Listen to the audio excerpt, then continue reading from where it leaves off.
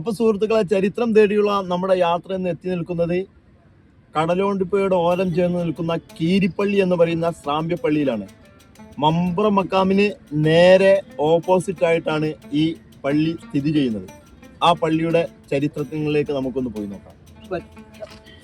അപ്പൊ ഇതാണ് കീരിപ്പള്ളി. കീരിപ്പള്ളി അല്ലല്ലോ, ആണോ? അല്ല, കേരിപ്പള്ളി എന്നാണ് പഴയ കാലങ്ങളിൽ. കടലോണ്ടിപ്പുഴയിൽ നിന്നും പഴയ കാലത്ത് കടലിൽ വന്ന് ഇറങ്ങിയിട്ട് നേരെ കേറിയാലുടനെയുള്ള പള്ളിയാണ് ഈ പള്ളി. അത് കേരിപ്പള്ളി എന്ന് പഴയ കാലങ്ങളിൽ ആളുകൾ പറഞ്ഞ് അത് കീരിപ്പള്ളിയായി മാറിയതാണ് എന്ന് പറയപ്പെടുന്നു. മാത്രമല്ല, ഈ നിരവധി പണ്ഡിതന്മാർ മമ്പുറം മക്കാമുമായൊക്കെ ബന്ധപ്പെട്ട ആളുകൾ സന്ദർശനത്തിൽ വരുമ്പോൾ പഴയ കാലങ്ങളിൽ നേരം വൈകിയാൽ അവർ വീടുകളിലേക്ക് പോകാൻ വാഹനങ്ങൾ കിട്ടാതിരിക്കുമ്പോൾ ഈ പള്ളിയിലാണ് മിക്കവാറും കഴിഞ്ഞുകൂടിയുന്നത്.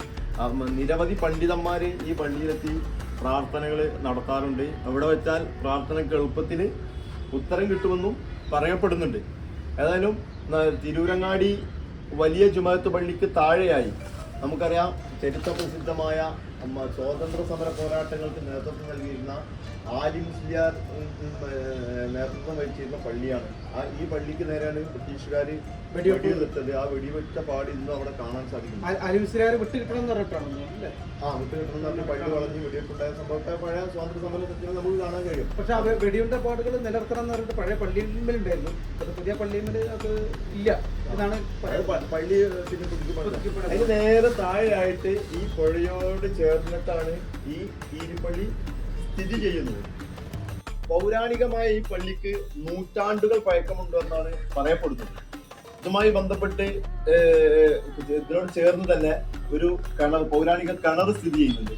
ആ കിണറ്റിൽ നിന്ന് പിന്നീട് സ്വാതന്ത്ര്യ സമരങ്ങൾക്ക് ശേഷം സ്വാതന്ത്ര്യ സമര സേനാനികൾ ഉപയോഗിച്ചിരുന്ന ആയുധങ്ങൾ കിട്ടിയെന്നാണ് പറയപ്പെടുന്നത്. വാളുകളും മറ്റും ആ കിണറ്റിൽ നിന്നും കിട്ടിയെന്നാണ് പറയപ്പെടുന്നത്. ഈ കീരിപ്പള്ളി ആളുകൾക്ക് വരാൻ വേണ്ടിയിട്ടാണ് ഇവിടെ തോണിക്കടവ് ഉണ്ടായിരുന്നു അല്ലേ? പഴയ കാലത്ത് മമ്പുറം പള്ളിയിൽ മമ്പുറത്തേക്കും തിരിച്ചിങ്ങോട്ടും തോണി കടവുണ്ടായിരുന്നത് ഇവിടെയാണ്. അവിടുന്ന് നേരെ കടന്ന ഉടനെയുള്ള പള്ളിയാണ്. ഇവിടെ സന്ദർശിക്കുമ്പോൾ ഒരു വളരെ ഹൃദ്യമായൊരു അനുഭവം തന്നെയാണ് നമുക്ക് അനുഭവപ്പെടുന്നത്.